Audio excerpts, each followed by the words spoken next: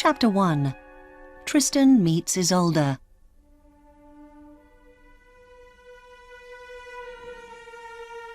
When our story begins, King Anguish is the King of Ireland.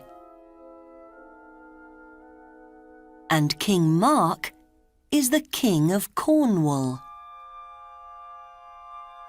Ireland is a bigger country than Cornwall.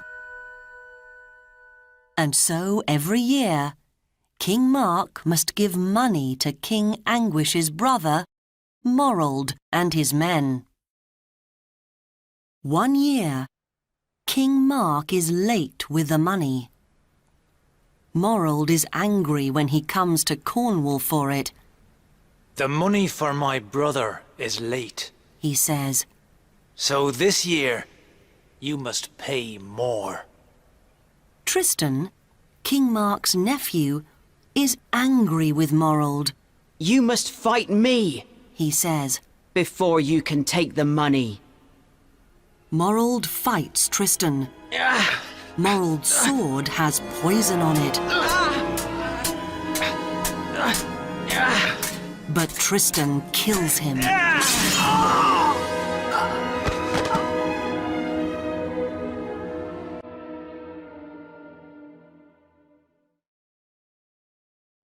Morold's men take his dead body home. Now Cornwall and Ireland are at war.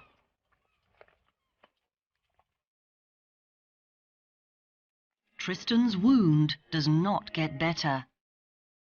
His servant, Curvenal, puts him in a boat and they go to look for help.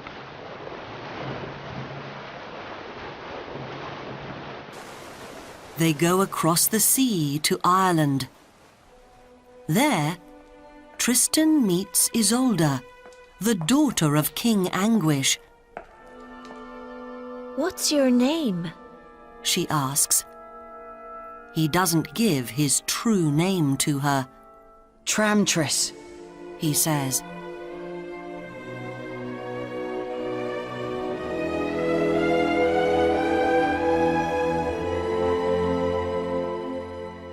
When Isolde sees Tristan's wound, she wants to help him.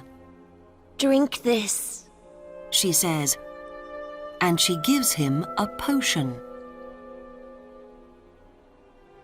With her potions, Isolde makes Tristan better. At the same time, they fall in love.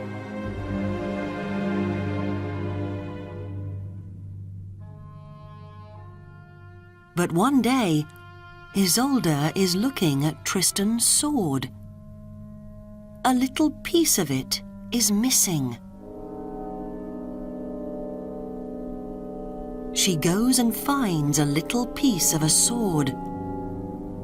It comes from her uncle Morold's dead body. It is the missing piece from Tristan's sword. "So he isn't Tramtris. He's Tristan, my uncle's killer," she says. At first, Isolde is angry. She wants to kill Tristan. But she's in love with him, so she says nothing to her father. After some time, Tristan goes back to Cornwall. There he tells King Mark all about Isolde. "She's beautiful," he says. King Mark wants peace with Ireland. "Tristan," he says, "I must marry Isolde. Go back to Ireland and bring her to me."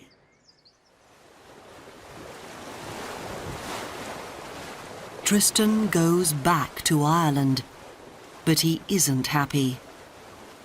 Peace with Ireland is important, but Tristan loves Isolde, and he wants to marry her. He doesn't want to get Isolde for his uncle.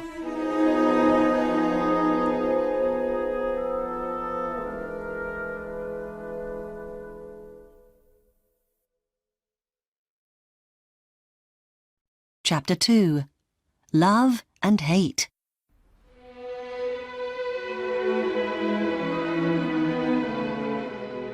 In Ireland, King Anguish listens to the message of peace from King Mark.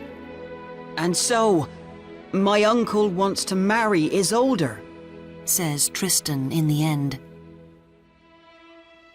King Anguish thinks carefully about King Mark's message.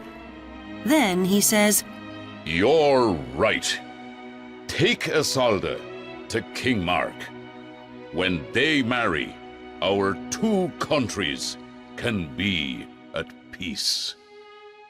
Isolde doesn't want to marry King Mark, but she is a good daughter, and so she says goodbye to her father.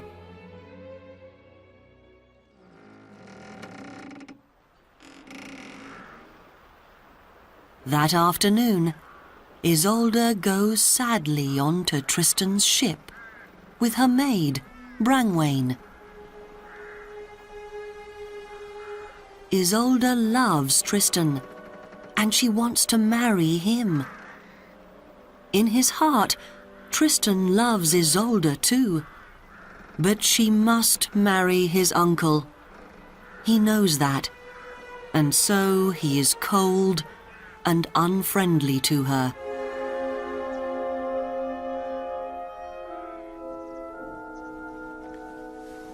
When the ship is out at sea, Isolde tells Brangwain, Bring my potions to me. the potions come from Isolde's mother. Brangwain brings them at once. Isolde takes 2 bottles from the box. This bottle with a heart is a love potion. She tells Brangwain. I must drink it when I marry King Mark. And this black bottle is poison. Poison? Says Brangwain. She is afraid. Tristan doesn't love me now. Isolde says angrily. He's taking me to Cornwall, and there I must marry his uncle. She gives the black bottle to Brangwain. Put this in a cup for Tristan. I want to kill him. She says.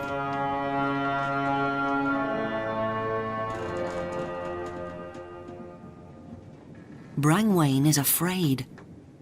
Perhaps Isolde wants to die with Tristan, she thinks. What can she do? Tristan comes and speaks to Isolde. Thank you for looking after me in Ireland. He says. I don't understand. She answers. Why are you cold and unfriendly with me now? I'm sorry, Says Tristan. but you must marry my uncle. So our old love is impossible. I hate you. Says Isolde angrily. Then kill me. Says Tristan. And he gives his sword to her. No, not with your sword. Says Isolde. Just then, Brangwain brings a cup to Isolde. Isolde gives the cup to Tristan. Drink this. She says. Tristan takes the cup and begins to drink. He is ready to die. But before he can finish the potion, Isolde quickly takes the cup from his hand. She drinks from it too.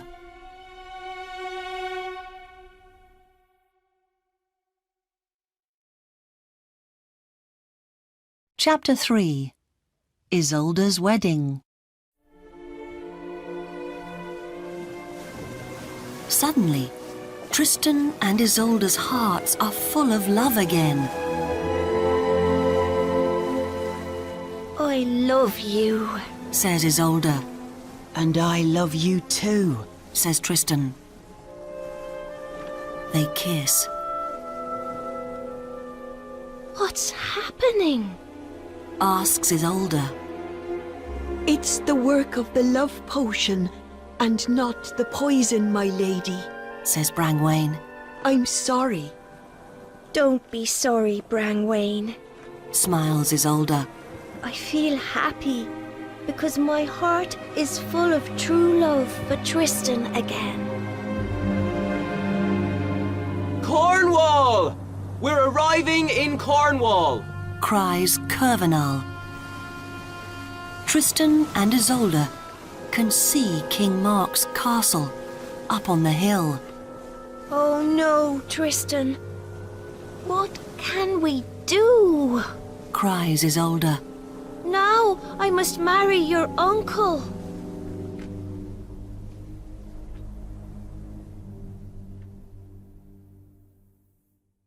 Tristan takes Isolde into the castle.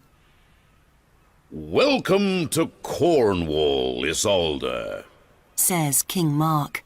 Tristan, you bring my new wife across the sea from Ireland to me.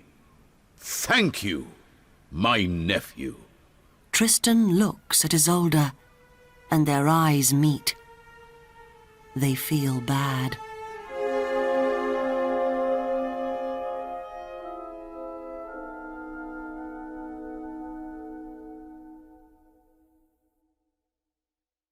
The next day is King Mark's wedding day. Isolde marries the king, but in her heart, she doesn't love him.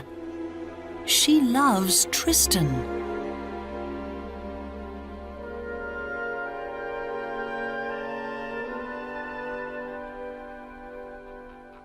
At the wedding feast, Isolde calls Brangwain to her. Brangwain, you must help me after the feast. She says. Of course, my lady. Says Brangwain. King Mark is drinking with Tristan and Tristan's friend, Melot. The king is very happy. Later, King Mark and his new wife, Isolde, leave the wedding feast. Good night, Tristan. Good night, my good friends. Says the king. Good night, Tristan. Says Isolde quietly. King Mark and Isolde go to the king's room. Brangwain goes with them. In the king's room, Isolde gets ready for bed. Brangwain, Says Isolde.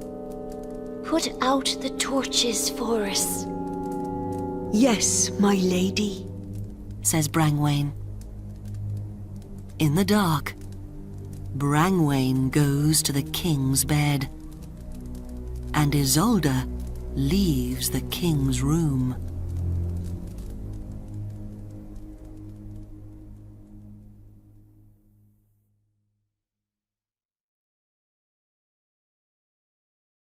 Chapter 4. Melot is not a true friend. Tristan is a good singer, and he plays the harp well. All the ladies in King Mark's castle like him a lot. King Mark likes Tristan a lot too. They often hunt together.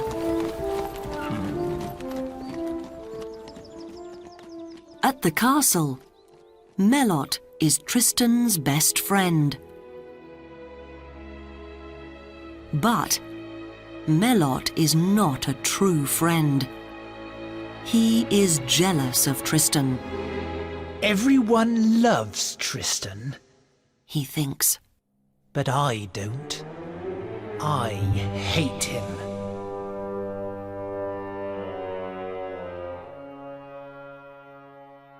When King Mark meets his lords in the castle, Tristan often meets Isolde in the garden. They walk and talk and laugh together. Melot watches them.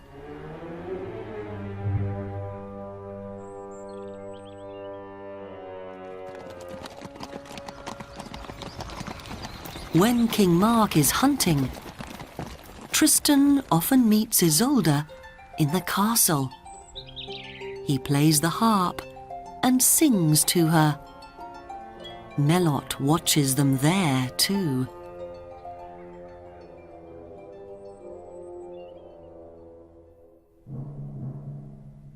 After some time, Melot goes to the king. Be careful, King Mark. Tristan and Isolde are in love. He says. The king doesn't believe Melot's stories. Tristan is my good nephew. He looks after Isolde when I'm busy. They aren't lovers. You're wrong, he says.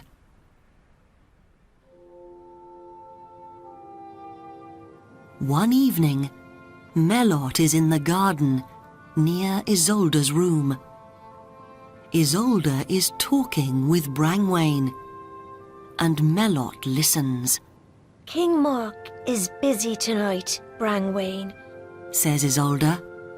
He's hunting with his lords. Is Tristan coming to your room, my lady? asks Brangwain. Of course, says Isolde. Brangwain, put out the torch by my window and give him the signal. Yes, my lady, says Brangwain. She goes and takes the torch from Isolde's window. At the same time, Tristan is looking out of the window in his room.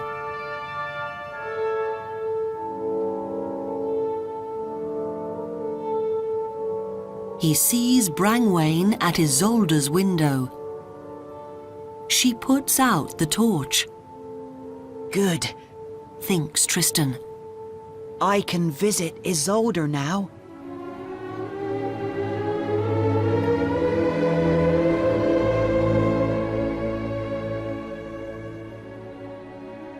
Tristan goes quickly to Isolde. They kiss when they meet. Melot sees Tristan and Isolde together. He watches their kiss. I must tell the king about this, he thinks.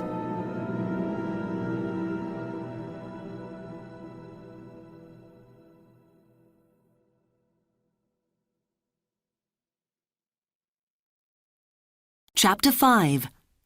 Melot tells the king. The next day, Melot speaks to King Mark about Tristan and Isolde's kiss. Again, the king does not believe Melot's story. It isn't true, he says. Tristan is my nephew, and he loves me. You're lying. You don't believe me, my lord? I can see, he says. So, shall we test your nephew? Test Tristan? Says King Mark. Yes, my lord, says Melot. And he tells his plan to the king.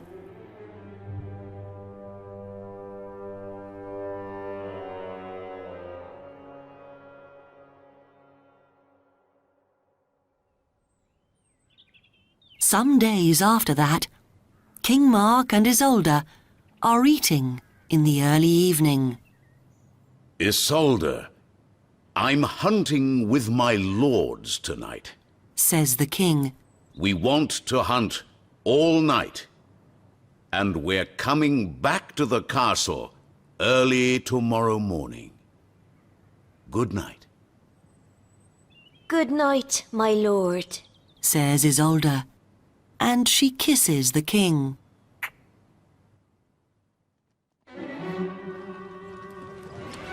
The king rides out of the castle with 12 of his lords.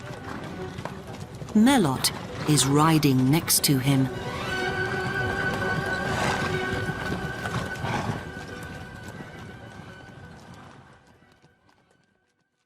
Later that evening, Isolde speaks to her maid. Brangwain, the king is busy tonight. Put out the torch. I want to see Tristan. Don't call Tristan tonight, my lady. Says Brangwain. I don't trust Melot. What are you saying? Cries Isolde. Melot is Tristan's good friend. Put out the torch, I say. No, my lady. Says Brangwain. And she runs from the room. So Isolde puts out the torch and waits for Tristan. When Tristan arrives, he and Isolde kiss. Suddenly, Tristan's servant, Kervenol, arrives. The king! King Mark is coming! He cries. Just then, Melot, the king, and his lords arrive. They aren't hunting all night. They are back at the castle early. You see, my lord, I am right about Tristan. Says Melot with a dark smile. King Mark speaks sadly to Isolde. How can you do this to me? You are my wife. I am your husband. Isolde says nothing to him. Then King Mark says to his nephew, Tristan, how can you do this to me? I am your uncle and your king. I don't know, says Tristan sadly. but I am ready to die for it. And I am ready to die with you. Says Isolde. And she kisses Tristan in front of King Mark.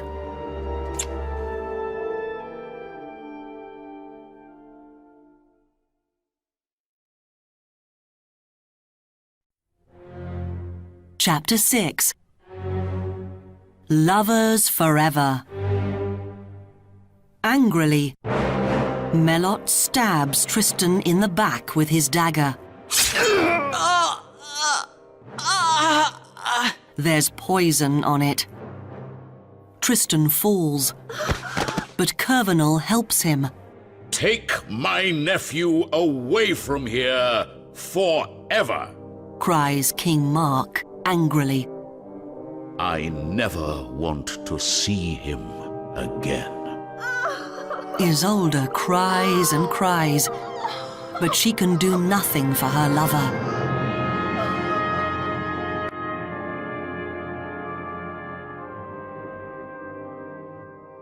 Kervenol takes Tristan away in his ship. After some time, they arrive in Brittany. There, the daughter of King Howell of Brittany looks after Tristan. Her name is Blanche.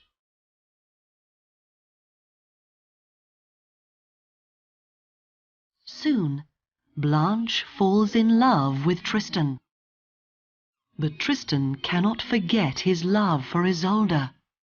He thinks about her all the time.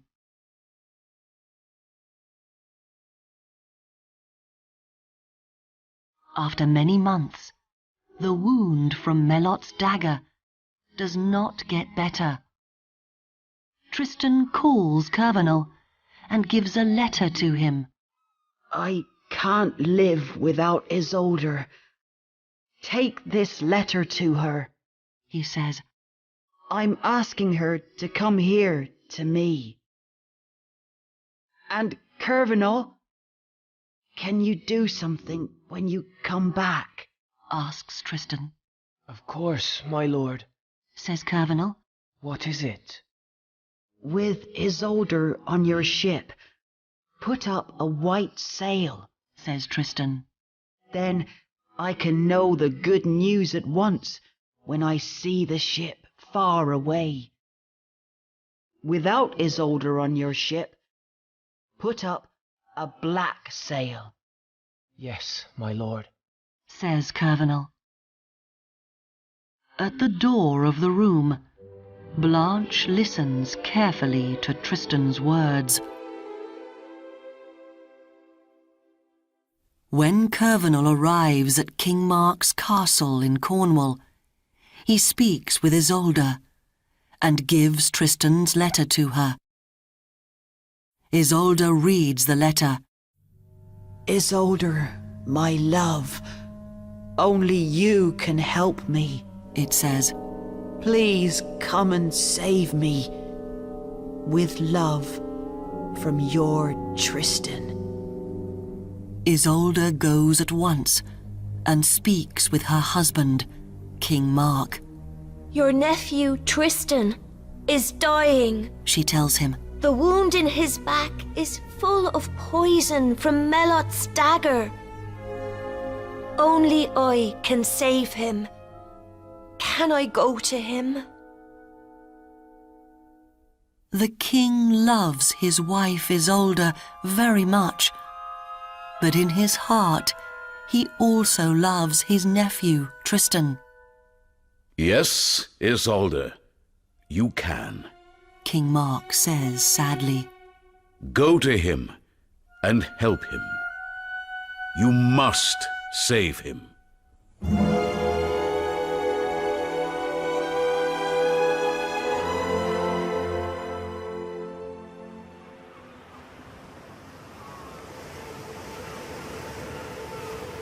Some days later, Curvenal's ship arrives in Brittany. A shepherd on the hill, near King Howell's castle, sees it and cries, A ship! A ship! In his room in the castle, Tristan hears the shepherd's cry. He is very ill, and he can't get up from his bed. Go to the window. He tells Blanche. What can you see? Blanche goes to the window and looks out. I can see a ship, She says. and it's coming nearer and nearer. Are the sails white or black? Tristan asks her. Blanche remembers Tristan's words to Curvenal. She sees the white sails on Curvenal's ship, but she is jealous of Tristan's love for Isolde. The sails are black. She lies. Oh no! I can't believe it! She isn't coming! Cries Tristan. Suddenly, he sits up in bed, puts his hand to his heart, and dies. Blanche runs from the room, afraid. Just then, Isolde arrives with Curvenal and Brangwain. She sits on Tristan's bed and takes him in her arms. But he is dead, and she cannot save him now. With a cry, Isolde's heart breaks, and her dead body falls next to Tristan's.